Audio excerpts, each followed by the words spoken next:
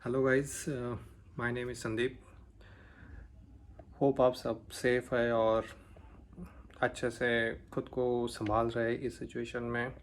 पता है ये बहुत ही डिफ़िकल्ट टाइम है हम सब के लिए। ये कोरोना इस तरह से पिछले 3 महीने से हम सबको घर के अंदर बंद करके रखा है। ठीक है, अभी फिर भी बहुत सारी सहूलत मिल रही है हमें, हम बाहर जा पा रहे हैं। लेकिन इस सिचुएशन में हम खुद को सेफ नहीं समझ सकते। भले ही बाहर बहुत सारी चीज़ें खुल गई होगी, लेकिन आप खुद को कैसे बचा के रखेंगे? तो इसमें बचा के रखने के लिए आपको कुछ चीज़ों के ध्यान रखना पड़ेगा। जब भी आप मार्केट में जाते हो, बाहर जाते हो, कुछ भी खरीदते हो, तब आपको ध्यान रखना होगा।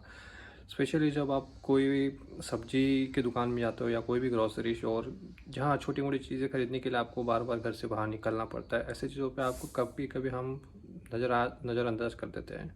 जैसे कि हम जाते हैं तो जो छोटे दुकान थे, वहाँ पे बहुत सी दुकानों पे अभी भी गूगल पे या फिर पेटीएम ऐसी सुविधा उपलब्ध नहीं है। तो ऐसी जगहों में जब आप जाते हो तो आपको नोट देना होता है, और उसके बदले में अगर आप कुछ बचते हैं पैसे तो आपको वापस मिलता है। तो वो जो पैसा आपको चेंज रिटर्न मिलता है, तो आप उसको किस तरह से हैंडल करते हो, वो भी आपके सेफ्टी के लिए बहुत ज़रूरी है। जैसे कि आपने देखा होगा कि बहुत सारे दुकानदार हैं, तो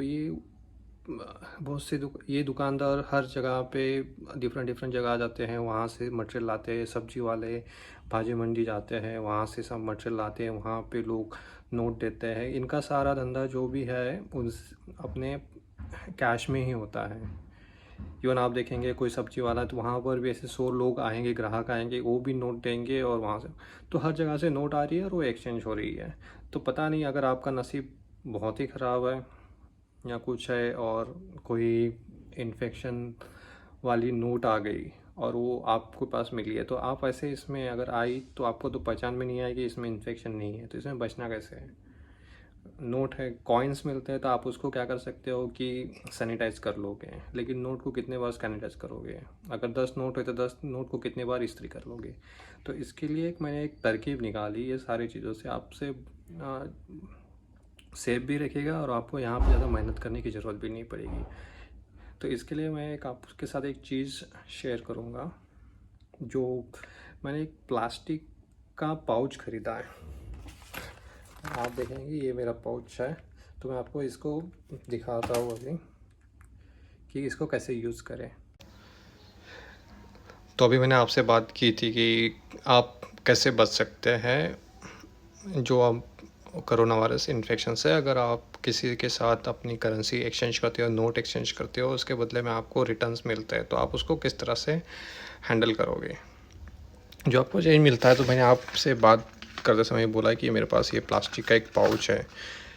अगर ये आप किसी दुकान से खरीदते तो ये 20 से 25 रुपये में मिल जाएगा। ठीक है, यहाँ पे आपको प्लास्टिक की क्वालिटी कितनी अच्छी है ये मायने नहीं रखता, लेकिन बस वो प्लास्टिक रहे बेटर है।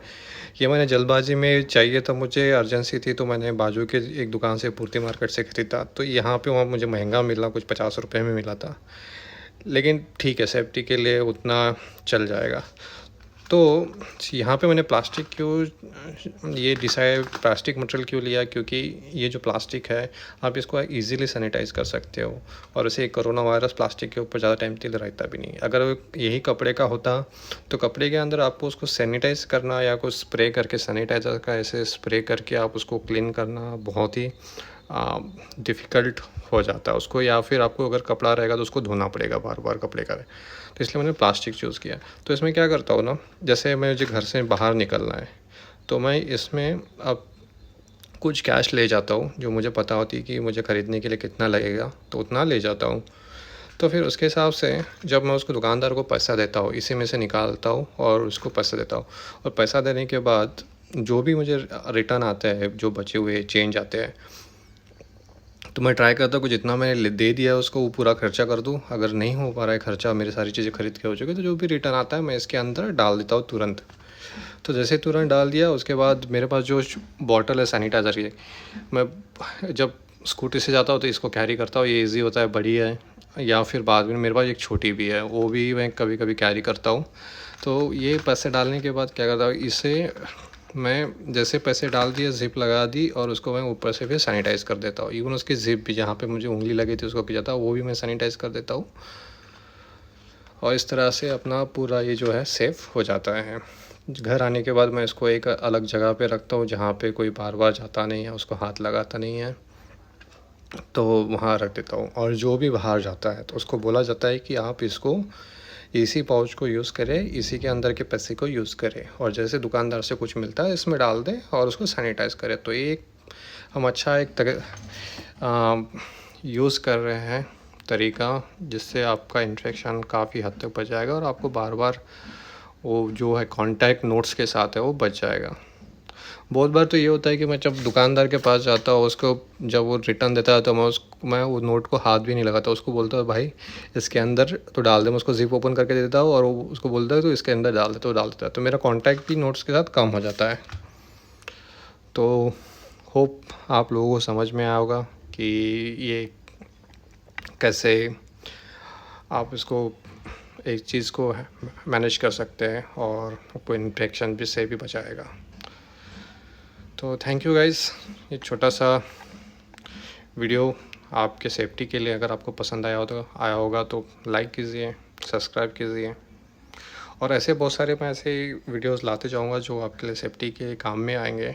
और बाकी और कुछ जो मुझे लगता है कि आपके साथ शेयर करना चाहिए, जो इम्पोर्टेंट है, वो आपके साथ शेयर करते रहूँगा। तो बने रहिए मेरे साथ।